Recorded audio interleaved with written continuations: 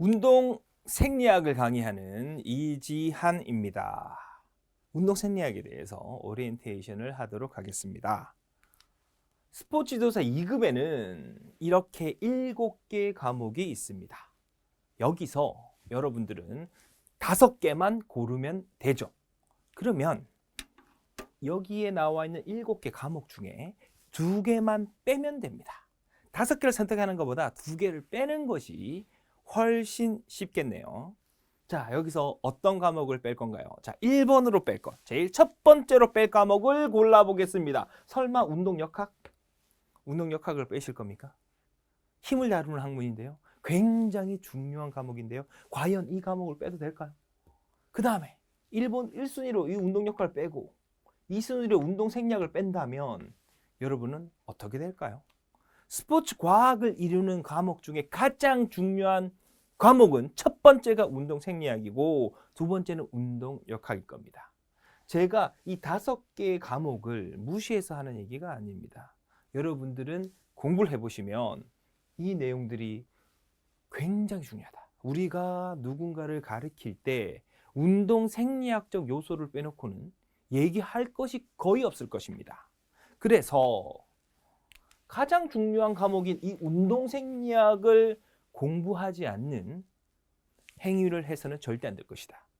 이 2개 과목을 빼고 역학과 생리학을 빼고 심리학, 교육학, 사회학, 체육사, 윤리만 가지고 스포츠 지도자가 되면 생각보다 할 수 있는 것들이 많이 없을지도 모릅니다. 그래서 제가 이 과목들을 굉장히 중요하게 얘기합니다. 저도 생활체육, 생활스포츠 지도사입니다. 이와 더불어 건강운동관리사이기도 합니다. 그래서 제가 이 과목들을 계속 공부를 해봤습니다. 생리학과 역학은 정말 중요하구나. 20년이 넘게 트레이너 생활을 하면서 느꼈던 바를 이야기하는 것이죠.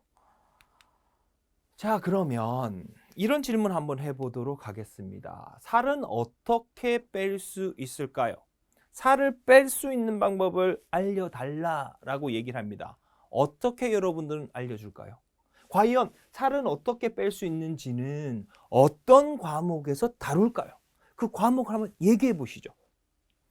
자, 두 번째 질문도 드려보도록 하겠습니다. 유산소성 운동을 하면, 무산소성입니다. 무산소. 잘못 제가 얘기했습니다. 유산소가 아니라 무산소 운동을 하면 체지방이 줄어들까? 근육이 성장하려면 단백질을 많이 먹어야 할까? 이런 질문들은 스포츠 센터든지 피트니스 센터든지 많은 곳에서 질문할 겁니다. 누가? 여러분들이 운동을 가르쳐야 할 고객들이요. 그럼 여러분들은 어떻게 대답하실 겁니까? 설마 이렇게 얘기하진 않으시겠죠?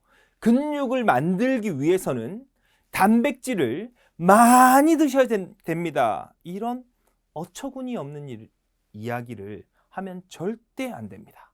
과연 단백질은 얼마나 필요할까요? 체중 1kg당 0.8에서 1g 정도면 충분하다. 근력 운동을 많이 하는 전문 운동선수라 하더라도 2g의 단백질이면 충분하다. 체중 1kg당 2g이면 충분합니다. 그런데 이 내용들을 어디서 배울까요? 운동 생리학에서 배웁니다. 웨이트 트레이닝, 근력 운동을 하면 과연 살이 빠질까요? 절대 빠지지 않습니다. 고객들이 원하는 것은 이런 몸에서 이렇게 되기를 원할 텐데 과연 이 체지방은, 여기에 있는 체지방은 무산소 운동을 해서 기초 대사량을 올려서 체지방을 줄일 수 있다는 거짓말을 해서는 절대 안 될 것입니다. 이 내용들을 우리는 운동 생리학에서 배울 겁니다. 내 머릿속에서 내가 그냥 어떤 유튜브라든지 매체를 통해서 들었더니 근력 운동을 하면, 소위 말하는 무산소성 운동을 하면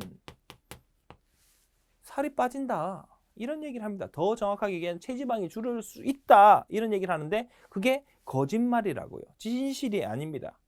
화가 나십니까? 운동 생리학을 공부해 봅시다. 그럼 운동 생리학을 공부할 때 이런 내용들을 다 배우게 될 것입니다. 자, 운동 생리학도요.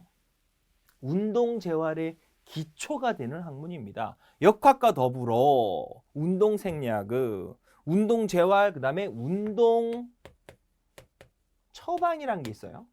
프로그램 짜죠. 운동 프로그램. 운동 프로그램을 이렇게 작성해야 되는데 어떤 것들이 필요할 것인가 이런 것들을 운동 생리학에서 다룬다고요. 과학적 트레이닝, 과학적 프로그램, 운동의 뭐 원리 이런 것들이 전부 다 생리학에서 배운다고요. 이렇게 중요한 과목을 선택하지 않는다? 만약에 운동 생리학과 운동 역학을 선택하지 않고 생활 스포츠 지도사가 되었다 또는 전문 스포츠 지도사가 되었다. 맹탕이 될 수 있습니다. 아무것도 모르는 트레이너가 될 수 있습니다. 그래서 저는 항상 운동 생리학 공부 평생 해야 된다.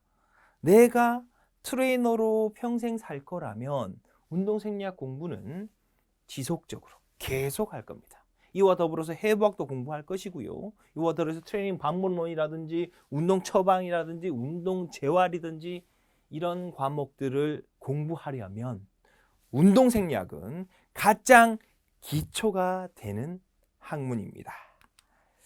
자, 이제 운동 생리학이 얼마나 중요한지 어떤 과목인지 인지했을 거라고 봅니다. 그렇다면 이지한 운동 생리학과 1강부터 열심히 공부해 보시죠. 운동 생리학이 너무 어렵다 그러면 공부를 해보고 나서 포기해도 늦지 않습니다.